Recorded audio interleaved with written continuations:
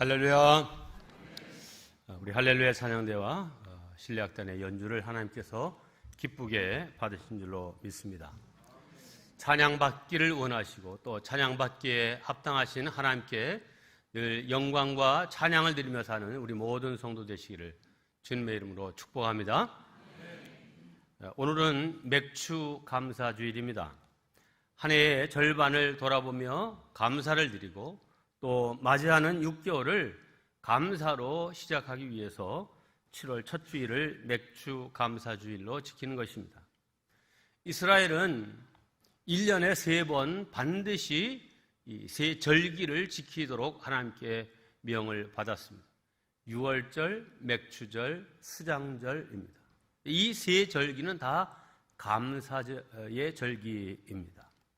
자, 그러니까 이 맥주 감사절은 모세가 고안해낸 것도 아니고 이스라엘 전통에 의해서 계승 발전된 문화 전통도 아니고 제사장들이 모여 결의하여 제정한 제도도 아닙니다. 하나님께서 직접 지키라고 지시하신 제도요 절기입니다. 자, 그러면 왜 하나님은 1년에 3번씩이나 이 감사의 절기를 지키라고 명령하셨을까요?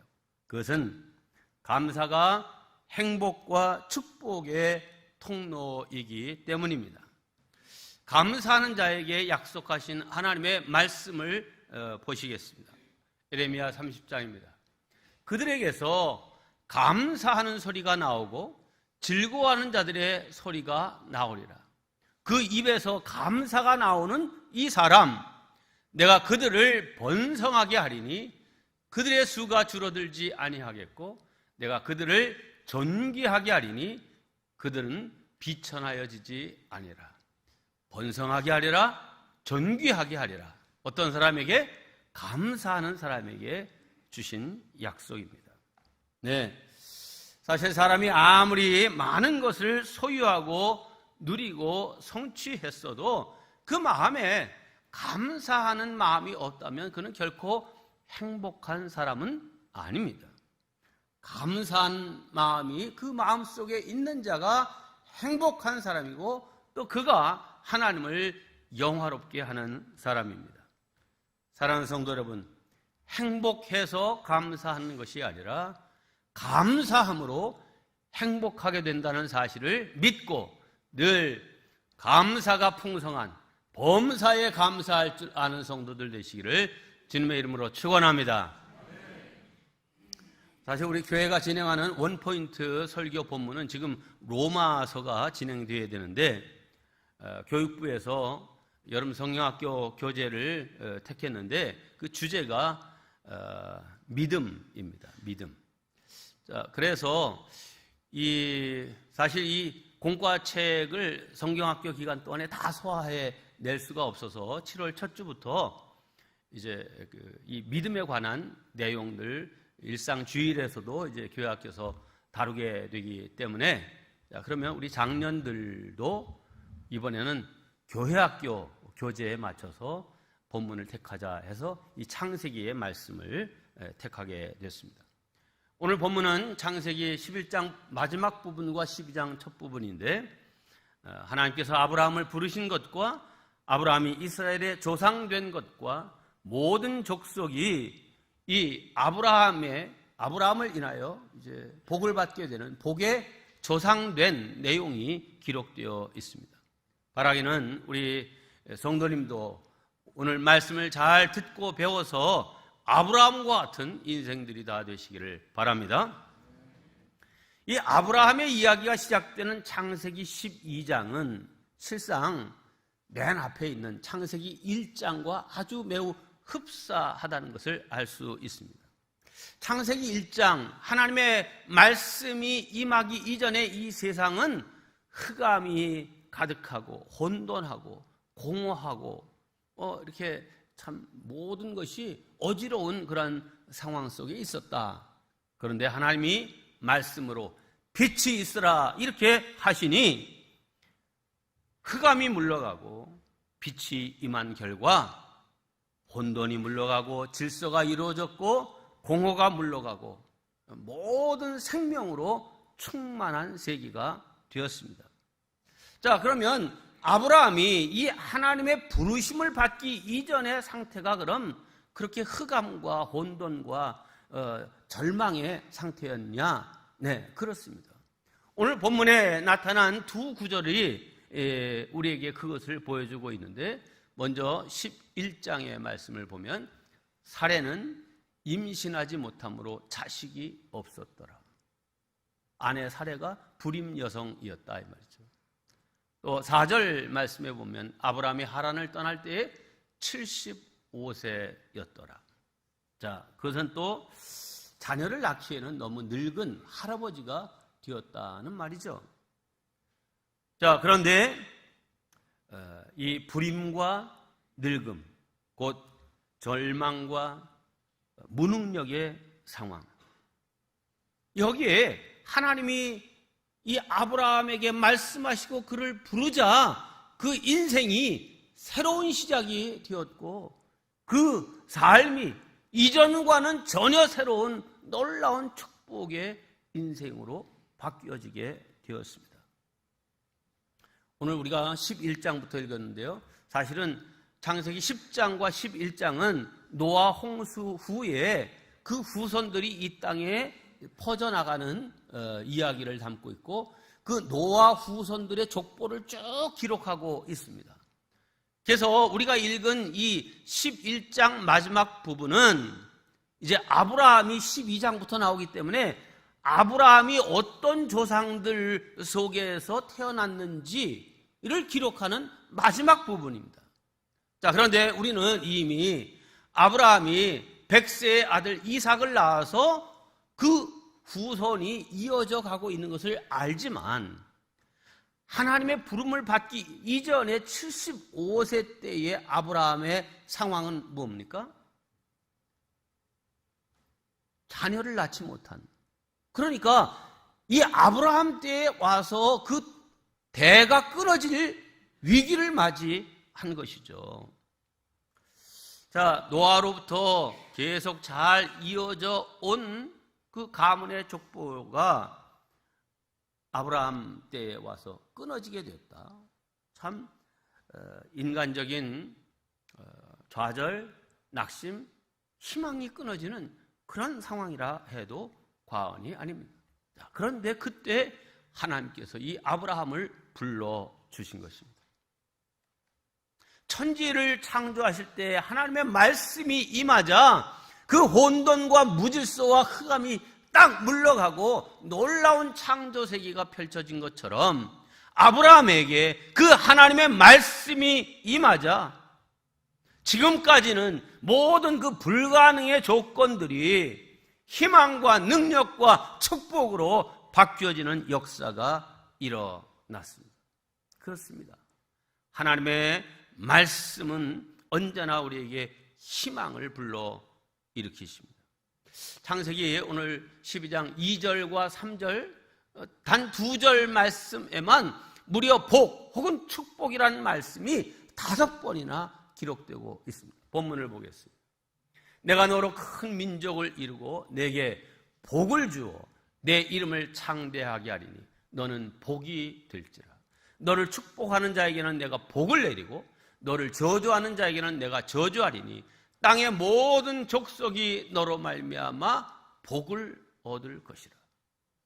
지금 75세 노인된 자식도 없는 아브라함에게 너 이제부터 복 받을 준비해라. 너 복 주마. 너만 복 받는 게 아니라 너로 말미암아 세상 모든 사람들이 복을 받을 거다. 어떻게 보면 좀 황당한 하나님의 말씀일 수 있지만, 이 말씀을 인하여서 절망이 희망으로, 저주가 축복으로 바뀌어지는 놀라운 하나님의 약속의 말씀이 되었습니다. 자, 하나님이 아브라함을 이렇게 축복하신 이유가 오늘 이 본문 말씀에 분명히 기록되어 있었죠. 그것은 아브라함을 축복하신 요 사실, 그래서 아브라함 한 사람을 잘 먹고 잘 살게 하기 위함이 아니라 바로 이 아브라함을 통하여 세상 만민이 다 복을 누리게 하기 위한 그런 계획이었습니다. 그래서 이 아브라함은 축복의 통로가 되었고 복의 근원이 되었다는 거죠. 여러분, 근원, 원천 혹은 샘물 이렇게 얘기할 수 있는데요. 여러분, 내가 예를 들어서 복을 많이 받았다고 합시다. 그렇지만 내가 받은 복을 다른 사람들한테 막 그냥 아낌없이 이렇게 나눠줄 수 있나요? 훌륭한 인격을 가진 사람은 뭐 나눠줘도 아깝지 않고 막 줄 수 있죠. 그런데 우리가 받은 복을 예를 들어서 어떤 그릇이나 항아리에 담겨진 물이라고 생각을 해봅시다. 그러면 나에게 있는 이 물을 바가지를 퍼서 이제 남에게 주면 어떤 현상이 나타나냐 하면 준 만큼 나의 것은 줄어들게 돼 있어요. 그런데 원천, 근원, 샘물의 복을 받게 되면 어떤 현상이 나타납니까? 퍼줘도 금방 내 샘물은 새로운 물로 채워집니다. 그러니 퍼주는 게 아까워요? 안 아까워요? 안 아까워요. 여러분, 샘물은요 자꾸 퍼서 줘야 오히려 새로운 샘물, 좋은 샘물이 유지될 수 있습니다. 그러니까 우리가 복을 받되 원천의 복, 근원의 복, 샘물의 복을 받아야 될 줄로 믿습니다. 하나님이 아브라함에게 너 그런 샘물의 복의 사람 되게 하리라 이렇게 약속하셨는데, 바라기는 저나 여러분이나 다 이런 근원의 복, 샘물의 복을 받아 누리시기를 주의 이름으로 축원합니다. 자, 이런 축복의 통로가 된 믿음의 사람 아브라함, 그는 어떻게 그런 사람이 되었을까? 오늘 5가지를 말씀드리겠는데 5가지나 짧게 해서 뭐 시간은 딱 정확하게 끝납니다. 네. 첫째, 떠나는 결단이 필요합니다. 함께합니다. 떠나는 결단이 필요하다. 자, 1절 말씀을 다시 봅니다. 여호와께서 아브라함에게 이르시되 너는 너의 본토 친척 아비 집을 떠나 내가 내게 지시할 땅으로 가라 했습니다. 왜 하나님은 아브라함에게 갈대아 우르를 떠나고 하란을 떠나게 하셨을까? 이 갈대아 우르는 바벨탑 사건이 벌어졌던, 즉 하나님을 대항했던 이 사건이 벌어졌던 시날 땅과 아주 근접한 거리에 있는 지역입니다. 이 시날 땅에는 하나님을 대적했던 니므롯이 고대 대제국을 형성했습니다.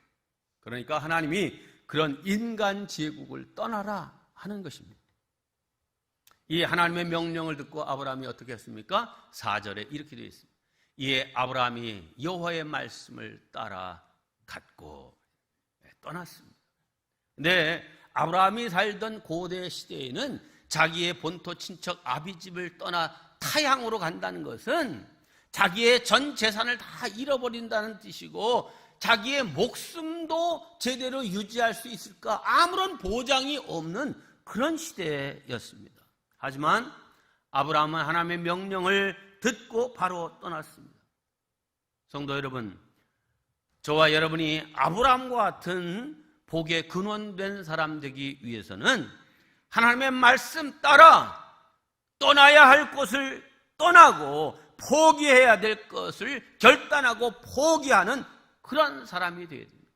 그곳이 어떤 장소이든 사람이든 습관이든 물질이든 나를 세상적으로 붙잡는 것이 있다면 과감히 떠나고 포기하고 거부하는 결단이 있어야 하는 것입니다. 물론 떠나고 포기하고 거부하고 버리는 데는 큰 희생이 따를 것이 분명합니다. 때로는 즐거움을 희생해야 되고 때로는 힘들고 어려운 상황을 받아들여야 합니다. 그럼에도 불구하고 뚜렷한 믿음을 가지고 좁은 문을 향하여 과감히 떠날 때 인간의 생사복을 주관하시는 하나님께서 그 인생의 지경을 넓혀주시고 하늘로부터 오는 기쁨을 누리게 하실 줄로 믿습니다. 바라기는 이제 이 아브라함처럼 믿음으로 하나님의 말씀, 그 말씀은 확실하다. 이 사실을 믿고 오늘도 떠나야 할 것을 떠나는 결단이 있는 저와 여러분 되시기를 주의 이름으로 축원합니다. 두 번째, 순종하려는 굳센 의지가 필요합니다. 함께합니다. 순종하려는 굳센 의지가 필요하다. 하나님이 본토 친척 아비집을 떠나 내가 네게 지시할 땅으로 가라 하는 이 명령을 주셨을 때 사실 아브라함은 완벽하게 이 명령을 다 지키지는 못했습니다. 자, 본토 갈대아 우르였죠. 본토는 떠났습니다. 그런데 본토 친척 아비집을 떠나라 그랬잖아요. 그런데 친척 떠나지 못했어요. 조카 롯을 데리고 갔죠. 아비 떠나지 못했습니다. 갈대아 우르를 떠나면서 아버지 데라를 모시고 떠났습니다. 자, 또 하나님이 지시하신 땅 히브리서에는 갈 바를 알지 못하고 떠났다 하는데 하나님이 분명히 내가 네게 지시할 땅으로 라고 보면 그것이 어딘지 정확하게 처음부터 명시되지는 않았지만 가나안 땅은 임을 알았을 거예요. 그런데 거기까지 계속 가지 못하고 중간에 머물게 되었는데 그곳이 어디냐? 하란입니다. 자, 왜 그러면 이 아브라함이 가나안 땅까지 계속 가지 못하고 그 하란에 머물고 말았을까? 거긴 아버지 데라의 영향이 컸을 겁니다. 자, 우리가 앞에서 족보를 봤듯이 아브라함의 아버지 데라는 세 아들을 낳았어요. 아브람, 또 나홀, 하란, 세 아들. 막내 아들이 하란인데 그 성경에 보니까 하란은 갈대아인의 땅에서 죽었더라 이렇게 돼 있어요. 그러니까 고향 갈대아 우르를 떠나기 전에 이미 막내 아들 하란이 죽었는데 결혼하기도 전에 죽은 것이 아니라 실상 성서학자들은 보면 롯이 이 하란의 아들이거든요. 근데 그 위에 형이 둘이나 있잖아요. 네? 아브람, 나홀. 그런데 이 막내가 제일 먼저 애를 낳은 거예요. 그러니까 결혼하지 않고 일종의 사생아 같이 이 아이를 낳고 뭔 일인지 이 하란이 죽은 거예요. 그러니까 아버지 데라의 입장에서는 그 막내 아들이 정말 인생의 꽃도 피워보지 못하고 아들 하나 남겨놓고 죽은 거예요. 그런데 가다 보니까 하란이라는 동네가 있는 거예요. 막내 아들의 이름이 지명인 동네가 있는 거예요. 생각이 났을까요? 안 났을까요? 딱 갔죠. 그래서 아마 이 데라가 여기 좀 이따가 가보자. 막내 생각이 간절하구나. 그래서 결국 이 하란에서 아버지 데라가 죽기까지 떠나지를 못했어요. 자, 그러니까 하나님께서 이 아브라함에게 명령하신 네 가지 가운데 실은 갈대아 우르를 떠난 이 한 가지만 딱 실천을 했죠. 친척, 아비, 또 가나안 땅, 이거 못 지켰어요. 그러니까 4분의 1 믿음을 가졌던 것입니다. 이처럼 아브라함의 믿음이 처음부터 좋았던 것은 아닙니다. 하나님께서 아브라함의 믿음을 정말 칭찬하시고 의롭다고 여겨주신 때는 가나안 땅에 정착한 후 근 10년 가까이 된 때, 그러니까 84세쯤 되어서야 그 말을 듣게 됩니다. 그 말이 구체적으로 나온 것이 창세기 15장 6절입니다. 아브라함이 여호와를 믿으니 여호와께서 이를 그의 의로 여기시고, 12장에 부르셨는데 15장에 가서야 하나님께서 아브라함의 믿음을 인정하시고 그를 의롭다 인정해 주시는 말이 나오고요. 아브라함이 정말 절대 순종의 믿음을 가진 것을 인정하신 때는 그로부터 40년 뒤에, 떠난 때부터 40년. 왜냐? 하나님이 그렇게 아브라함을 이제야 내가 나를 정말 사랑하는 줄 아노라, 이렇게 그 아브라함의 믿음을 인정하신 때는 100세에 낳은 아들 그 이삭이 이제 좀 청소년쯤 자라는 때에 그 아들 이삭을 나에게 바쳐라 할 때 그 아들을 바쳤을 때에 하나님이 하신 말씀이에요. 그러니까 75세에 떠났어요. 100세에 이 아들 이삭 낳았어요. 몇 년 걸렸어? 25년. 그 아들이 15살쯤 됐어요. 그러면 25년 더하기 15년 몇 년이야? 40년쯤 되어서야 하나님께서 이제야 네가 나를 사랑하는 줄 아노라. 자, 그러니까 우리가 믿음의 조상이라고 하는 아브라함도 처음에는 믿음이 충만했어요? 부족했어요? 부족했어요. 하지만 그는 나중에 복의 근원, 믿음의 조상이 되었습니다. 그러므로 현재 나의 모습에 결코 낭망할 필요가 없다 하는 것입니다. 우리들도 얼마든지 꿈을 이룰 수 있고 복의 근원 될 수 있습니다. 그러므로 끊임없이 긍정적인 생각을 해야 됩니다. 나도 지금 부족하지만 나도 좋은 믿음의 사람이 될 수 있어. 나는 이제 좀 좀 하나님 마음에 안 드는 그런 구석들이 좀 내가 보기에도 좀 있지만 그러나 점차 온전한 하나님의 사람이 될 거야. 이렇게 생각하고 그렇게 말하시기를 바랍니다. 생각을 그리고 말을 통하여서 우리가 그렇게 가면 하나님께서 우리의 말을 들으시고 그 마음을 받으시고 그렇게 우리를 만들어 주실 줄로 믿습니다. 하나님은 처음부터 믿음 좋은 사람만을 뽑아서 선택하지 않으셨습니다. 성경에 나오는 수많은 인물 가운데 처음에는 순종 잘 안 하고 불순종하고 이게 거절하고 또 심지어는 예수님을 핍박하는 그런 사람들을 택하여 주님이 놀라운 순종의 사람으로 능력의 사람으로 사용하셨습니다. 자, 구약에서 제일 일 많이 한 사람이 누구예요? 모세도 보세요. 하나님 못 갑니다. 할 만한 사람, 보낼 만한 사람을 보내시죠. 나는 안 돼요. 난 말도 어두네요. 그런데 정말 하나님은 그 모세를 통하여서 위대한 역사를 이루셨잖아요. 신약에서 제일 많은 일을 한 사람이 누굽니까? 바울이잖아요. 바울도 처음엔 오히려 예수 믿는 사람을 잡아 감옥에 가두고 핍박하는 사람이었어요. 그런데 결정적인 때가 이르면 하나님께서 그를 변화시키고 그를 위대한 사도로 사용하신 줄로 믿습니다. 그러므로 난 순종하는 게 힘들다. 나는 믿음이 적다. 이렇게 스스로 생각하고 말하면서 축복의 길을 스스로 가로막지 마시기를 바랍니다. 지금은 부족해도 순종하려는 의지를 가지고 작은 부분부터 하나씩 순종하십시오. 그러면 반드시 하나님이 크게 쓰시는 일꾼 될 줄로 믿습니다.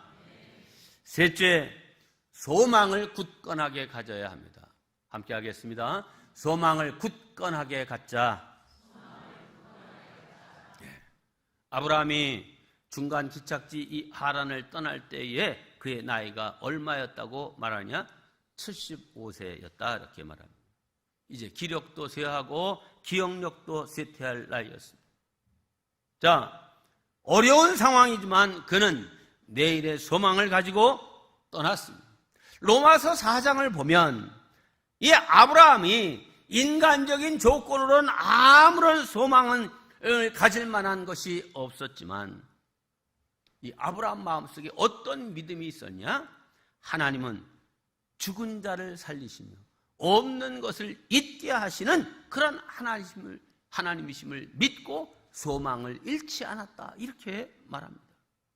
자, 그 말씀 로마서 4장을 보겠습니다. 기록된 바 내가 너를 많은 민족의 조상으로 세웠다 하심과 같으니 그가 믿은 바 하나님은 죽은 자를 살리시며 없는 것을 있는 것으로 부르시는 이시니라. 아브라함이 바랄 수 없는 중에 바라고 믿었으니 이는 내 후손이 이 같으리라 하신 말씀대로 많은 민족의 조상이 되게 하려 하심이라. 그가 100세나 되어 자기 몸이 죽은 것 같고 사라의 태가 죽은 것 같음을 알고도 믿음이 약하여지지 아니하고 믿음이 없어 하나님의 약속을 의심하지 않고 믿음으로 견고하여져서 하나님께 영광을 돌리며 약속하신 그것을 또한 능히 이루실 줄을 확신하였으니, 즉 소망하였으니, 그러므로 그것이 그에게 의로 여겨졌느니라. 아멘. 예. 실제로 아브라함의 몸은 죽은 자와 같고 사라, 그는 그 태가 이미 죽은 거와 마찬가지였습니다. 그러나 하나님은 다시 살리셔서 잉태케 하시고 생명을 낳게 하셨습니다. 오늘 이 시간 저와 여러분들도 그런 능력의 하나님의 말씀을 믿고 또한 소망하시기를 바랍니다. 아무리 상황이 나쁘더라도 하나님이 주신 비전이라고 하면 꼭 붙들고 나가시기를 바랍니다. 소망을 잃지 말고 나아가면 하나님께서 신비한 도움으로 우리를 도우시고 또한 도와주는 동역자도 붙여주실 줄로 믿습니다. 넷째, 공동체 정신을 가져야 됩니다. 함께합니다. 공동체 정신을 갖자. 5절 말씀을 보면 이렇게 되어 있습니다.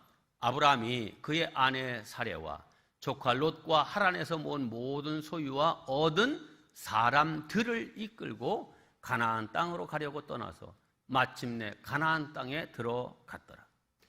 가끔 오해하는 사람 중에 자기의 목적 달성이나 특별히 신앙을 이유로, 믿음을 이유로 가족이나 남을 희생시키려고 하는 그런 사람들이 있습니다. 나는 하나님께서 나에게 맡겨주신 사명 때문에 가족 돌볼 수 없습니다. 여보, 나는 하나님의 사명을 위해서 당신 내가 책임 못 져. 이런 사람들이 2단 가면 많아요. 우리 1단에는 없지만 2단 가면 많아요. 그런데 그런 사람들이 심지어는 이렇게까지 얘기합니다. 예수님은 가족을 버리라고 했다. 이렇게 강변합니다. 그리고 이런 성경 구절들을 들이댑니다. 부친의 장례를 치르고 주님 따르겠습니다 한 그 제자에게 예수님이 뭐라고 하셨냐? 마태복음 8장에서 죽은 자들이 그들의 죽은 자들을 장사하게 하고 너는 나를 따르라. 아니, 아버지가 죽어서 지금 장례 지내고 주님 따르겠다는데 그거 갈 거 없다. 넌 그냥 날 따라. 아버지도 모르는 예수님이셨다. 또 예수님은 이런 단호한 말씀도 하셨다. 마태복음 10장에 사람의 원수가 자기 집안 식구리라. 아버지나 어머니를 나보다 더 사랑하는 자는 내게 합당하지 아니하고 아들이나 딸을 나보다 더 사랑하는 자도 내게 합당하지 아니하며. 이 말씀을 보면 예수님은 가족을 버리고라도 당신 따르라고 하지 않았냐, 이런 얘기죠. 해석을 잘못하는 거예요. 말씀 전체의 시각에서 보지 못하고 그냥 일부분, 그것이 어떤 상황 속에서 주어진 말씀인지는 생각 안 하고 그냥 문자대로만 해석하려고 하는 사람들입니다. 예수님은요, 효자셨습니다. 성경이 그것을 증거하고 있어요. 예수님이 누가복음 2장에 보면 이제 예루살렘 성전에 갔다가 이제 다시 이제 동네로 내려가시면서 뭐라고 하셨어요? 예수께서 부모와 함께 내려가사 나사렛에 이르러 순종하여 받드시더라. 네, 육신의 부모에게도 예수님은 순종하셨고 잘 받들어 섬겼습니다. 네, 12살 때 얘기잖아요. 예수님이 공생애를 마치고 십자가를 딱 지셨어요. 십자가에 달리셨어요. 그때 예수님이 하신 여러 말씀 가운데 사랑하는 제자 요한을 불러서 요한에게 자기 어머니 마리아의 노후를 부탁하잖아요. 내 어머니니라. 이 어머니를 잘 책임져라. 어머니에게도 요한을 당신의 아들과 같이 여기시고 그와 함께 노후를 잘 보내소서. 성경이 다 그대로 있잖아요. 실제로 요한은 그 마리아를 모시고 에베소로 가서 에베소에서 마리아가 돌아가실 때까지 모셨어요. 여러분, 심지어 하나님은 사도 바울의 입을 통하여 이렇게까지 말씀하셨습니다. 디모데전서 5장 8절에 누구든지 자기 친족, 특히 자기 가족을 돌보지 아니하면 믿음을 배반한 자요 불신자보다 더 악한 자니라. 만일 가족을 버리라고 했다고 하면 하나님이 주신 10계명, 계명 중에 근본 계명, 그 계명 가운데 사람을 향한 첫 계명이 뭐예요? 네 부모를 공경하라. 그런 말씀을 주셨겠어요. 그러니까 앞뒤가 안 맞는 모순적인 이야기 같지만 우리는 그 중심 뜻을 잘 이해하고 해석할 줄 알아야 됩니다. 사실 어떤 때는 혼자서 어떤 일을 진행하는 것이 홀가분하고 편리할 수 있습니다. 그러나 축복받는 사람은 그냥 혼자서 내 마음대로 그렇게 산다고 되는 것이 아닙니다. 주변을 잘 챙길 줄 알아야 합니다. 행복은 같이 승리하려고 하고 남을 기쁘게 해주려는 사람에게 주어집니다. 좀 번거롭고 힘들어도 남을 기쁘게 하고 밀어주고 이해해주고 참아주고 기다려주는 이 공동체 의식이 탁월한 사람이 결국 복의 근원이 되고 그런 인물이 되는 것입니다. 바라기는 저나 여러분이나 다 더불어 잘 살필 줄 아는 우리 모두가 되기를 주님의 이름으로 축원합니다. 마지막 5번째, 재단 중심적인 삶을 살아야 합니다. 함께 하겠습니다.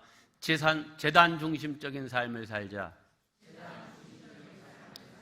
드디어 아브라함이 하란을 떠나 가나안 땅에 도착했습니다. 이 도착하자마자 제일 먼저 한 일이 뭘까요?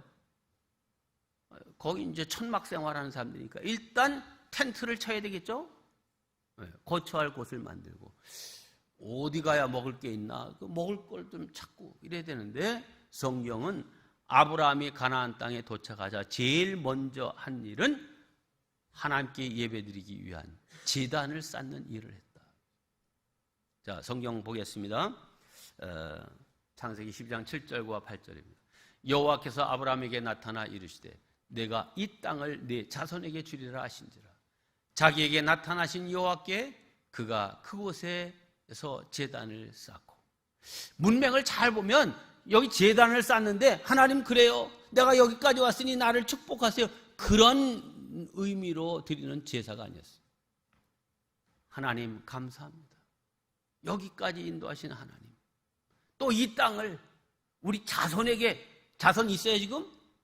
없어요. 그런데 자손에게 주리라 한 그 말씀 앞에 하나님 감사해, 감사의 제단을 쌓았어요. 거기서 옮겨갑니다. 베델 동쪽 산으로 옮겨 장막을 치니 서쪽은 베델이요 동쪽은 아이라. 그가 그곳에서 여호와께 제단을 쌓고 여호와의 이름을 부르더니. 네, 창세기 12장부터 아브라함의 얘기가 나오는데 아브라함의 얘기가 나올 때 옮겨, 말하면 사는 곳을 옮겨라고 하는 단어가 나오면 반드시 그 뒤엔 뭐가 따라 나오냐면 제단을 쌓고라고 하는 말이 나옵니다. 이 말은 아브라함의 삶의 중심, 삶의 우선순위가 항상 어디에 있었다? 제단 쌓는 일, 예배드리는 일, 감사하는 일에 있었다라고 하는 사실입니다. 사랑하는 성도 여러분, 감사하는 사람, 예배드리는 사람, 하나님께서 그런 사람을 복 주시고 그런 사람을 믿음의 조상, 복의 근원되게 하시는 줄로 믿습니다. 감사하는 마음으로 예배하고 교회를 섬기면 하나님이 오늘도 아브라함과 같이 축복하실 줄로 믿습니다. 교회 중심적인 삶을 살아가는 것이 축복의 비결입니다. 성경은 교회를 예수님의 신부라 이렇게 비유했어요. 그렇죠? 신부. 교회가 누구의 신부? 예수님의 신부, 아내다 이 말이에요. 자, 요즘 여기 남자분들 행복하게 살려고 하면 누구한테 잘해줘야 돼? 목사님을 잘해드려야 돼? 목사한테 잘할 거 없어. 누구한테 잘해야 돼? 아내를 잘 섬겨야 돼. 사랑하고. 그것처럼 하나님께서 신부로 삼은 교회를 잘 사랑하는 사람, 행복한 인생이 될 줄로 믿습니다. 복받는 인생 되는 줄로 믿습니다. 자, 그러므로 교회를 섬기고 예배드리는 이 일을 우선순위로 삼고 살아가는 저와 여러분이 되셔서 이 아브라함이 복의 근원, 믿음의 조상되었던 것처럼 오늘 이 시대에 그런 성도들 다 되시기를 주의 이름으로 축원합니다. 기도하겠습니다.